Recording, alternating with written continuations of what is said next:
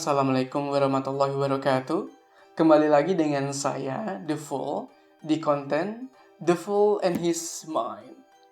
Ya, pada episode kali ini saya ingin membahas suatu pemikiran yang mungkin di zaman yang sudah modern ini ya, di tahun 2021 dan sumber informasi itu gampang sekali diperoleh, masih ada yang berpikir bahwa janin yang dikandung oleh seorang wanita, jenis kelaminnya itu ditentukan oleh si wanita. Nah, apakah hal itu benar? Nah, mari kita saksikan penjelasan di video kali ini. Ya, oke.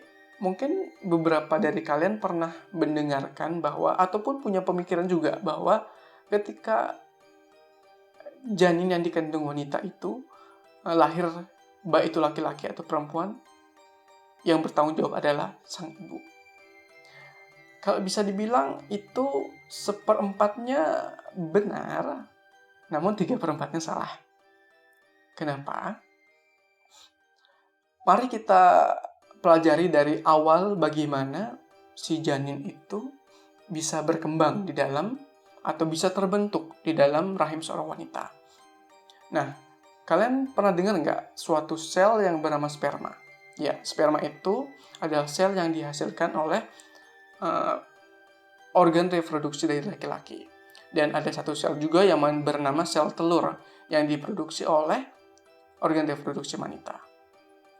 Nah, ketika kedua sel ini bertemu dalam proses fertilisasi, yang dimana ketika seorang laki-laki dan perempuan berhubungan badan, maka sang laki-laki ini akan mengeluarkan sperma. Spermanya itu akan masuk ke dalam rahim si wanita dan berenang sampai bertemu dengan sel telur. Ketika sel telur dan juga sel sperma ini bertemu, maka akan terjadi proses fertilisasi yang nanti menghasilkan satu sel baru. Jadi mereka bertemu, bergabung menghasilkan satu sel baru yang bernama zigot. Nah, zigot ini nanti berkembang menjadi embrio dasar dari seorang manusia, dan dari embrio ini nanti akan berubah menjadi janin, dan kalau sudah 9 bulan maka akan dilahirkan ke dunia. Nah, namun pada proses perkembangan si janin ini ada satu tahap yang sangat unik, yaitu tahap di mana terjadi diferensiasi organ kelamin. Oke. Nah, perlu diketahui sebenarnya semua manusia, aku, kamu, kalian semua, kita semua ini awalnya adalah wanita.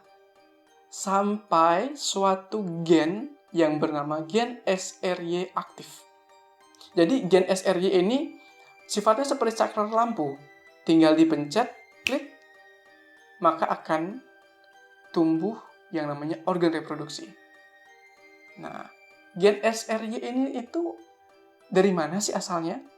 Nah, jadi gen SRY ini ada dalam suatu kromosom yang bernama kromosom Y. Nah, mungkin teman-teman udah pernah dengar ya, kromosom itu apa. Jadi manusia itu punya 23 pasang kromosom, atau totalnya 46 kromosom dalam satu sel, di mana nanti kromosom ini berada dalam inti sel atau namanya nukleus. Nah, kromosom itu ada dua jenis, ada autosom dan ada gonosom. Nanti autosom itu berjumlah 44, sedangkan gonosom berjumlah 2, kalau di total 46. Nah, gonosom ini, yang 2 ini, nanti dibagi 2 sebenarnya ya. Jadi gonosom itu, meskipun jumlahnya 2, nanti sebenarnya pembagian jenisnya ada 2. Ada kromosom X dan ada kromosom Y. Nah, kromosom X itu adalah kromosom, bisa dikatakan kromosom wanita, sedangkan Y itu adalah kromosom laki-laki. Oke, kalau seorang perempuan di dalam tubuhnya akan ada kromosom, 46 kromosom, dan kromosom gonosomnya itu adalah kromosom X keduanya. Jadi 44 autosom dan gonosom XX. Sedangkan pada laki-laki ada 44 autosom dan 2 gonosom. Gonosomnya itu ada X dan Y. Nah, pada proses fertilisasi yang di awal tadi, nah, di sanalah penentuan dari awal sebenarnya. seorang laki-laki, zigot itu akan berubah jadi janin laki-laki atau perempuan. Kenapa bisa? Karena semuanya itu berawal dari sperma juga. Nah, jadi kita balik ke awal lagi. Oke, jadi teman-teman yang penting pertama udah tahu bahwa ada namanya gen SRY dalam kromosom X yang berfungsi sebagai saklar yang menentukan apakah janin itu akan berubah jadi berubah jadi laki-laki atau tetap jadi wanita. Oke. Nah, kita tarik ke belakang lagi ke awal pembentukan sperma. Oke. Jadi sebelum fertilisasi kan laki-laki mengeluarkan sperma. Nah, sperma itu dihasilkan oleh testis. Nah, di testis ini nanti sel-sel yang ada di testis akan berubah menjadi sperma. Nah, tidak seperti sel di tubuh kita, sperma itu selnya itu setengah saja. Artinya apa? Kalau tubuh kita, sel-sel di seluruh tubuh kita, sel mata, sel jantung, sel kulit, mereka tuh dalam satu sel ada 46 kromosom. Namun, di dalam sperma hanya ada 23 kromosom. Jadi nggak berpasangan. Oke. Jadi di sperma itu cuma sendirian kromosomnya, nggak berpasangan. Jadi kalau di dalam tubuh saya nih misalnya, laki-laki berarti nanti ada 46 dan duanya gonosom X dan Y. Oke, dalam satu sel berarti X dan Y itu berpasangan. Nah, ketika di dalam sperma, kedua kromosom ini nanti akan berpisah menjadi X saja dan Y saja di dalam satu sperma. Oke, simpelnya kayak gitu. Nah, ketika nanti sperma sudah terbentuk, maka ada sperma yang hanya punya kromosom X dan ada sperma yang hanya punya kromosom Y. Nah, sperma ini nanti akan berenang menuju ke rahim kalau sudah dikeluarkan.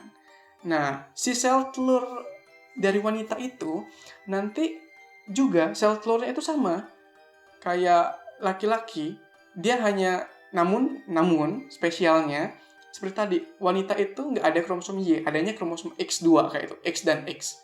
Nah, sehingga sel telurnya, mau sel telur yang gimana pun, nanti isinya kromosom X semua, yang gonosomnya. Nah, sedangkan yang cowok ini, ada X dan Y. Nah, ketika nanti sel sperma bertemu sel telur, jikalau si sperma yang bertemu sel telur ini merupakan sperma yang membawa kromosom Y, maka mereka akan bersatu membentuk zigot, yang zigot ini nanti sudah dipastikan akan berkembang menjadi laki-laki. Oke, karena dia punya kromosom Y. Nah, sedangkan kromosom X pada suatu sperma, jika sperma itu membawa kromosom X, maka ketika dia bertemu dengan dengan sel telur, maka sudah dipastikan zigot ini akan berkembang menjadi manusia yang berjenis kelamin wanita. Karena di dalamnya tidak ada kromosom Y.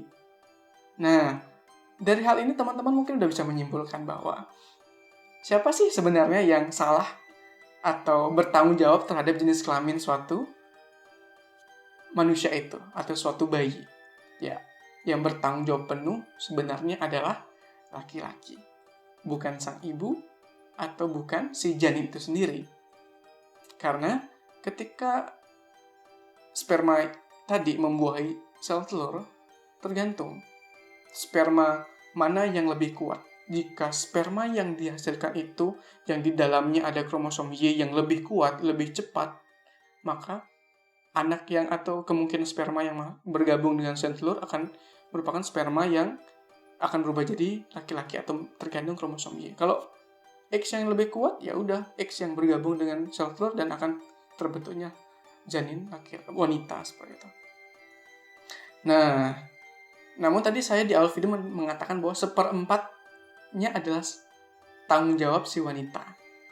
Kenapa? Ya karena memang keadaan lingkungan di dalam organ reproduksi wanita itu akan mempengaruhi dari sperma itu sendiri. Nanti kalau organ reproduksinya itu tidak cocok kondisinya, maka mungkin banyak sperma yang mati karena lingkungannya tidak bagus, misalnya isi bakterinya banyak, virusnya banyak, tidak bersih sebagai macam sehingga sperma tidak bisa bertahan lama dan mati. Dan mungkin sperma yang hidup itu hanya sperma yang terkandung kromosom X di dalamnya sehingga ya jadilah anak itu wanita.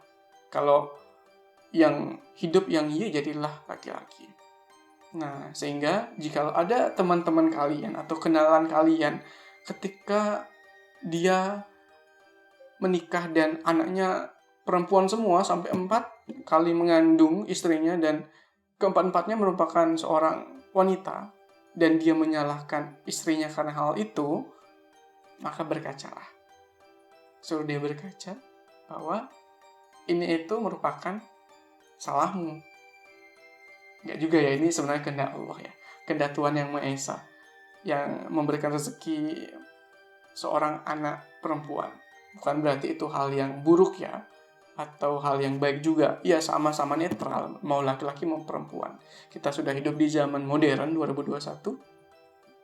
Sehingga hal-hal seperti itu seharusnya bisa tidak menjadi bahan masalah dalam suatu hubungan pernikahan. Ya, oke, mungkin sekian dari video saya. Mudah-mudahan penjelasan saya bisa dipahami terkait bagaimana suatu jenis kelamin dari seorang janin atau seorang bayi itu ditentukan. Ya, bukan salah dari si ibunya, tapi ini merupakan salah dari si ayahnya. Karena si ayahnya kurang kuat untuk menghasilkan suatu sperma dengan kromosom Y yang kuat di dalamnya. Oke, sekian video kali ini. Semoga bisa menjadi pencerahan kalau ada yang butuh. Terima kasih. Mungkin dalam video ini ada beberapa kata-kata yang tidak valid atau mungkin agak keliru saya omongkan.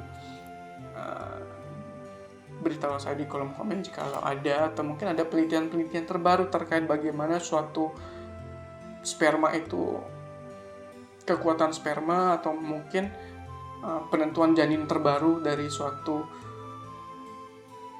janin itu dalam rahim. Ya, udah, segitu aja. Terima kasih. Wassalamualaikum warahmatullahi wabarakatuh.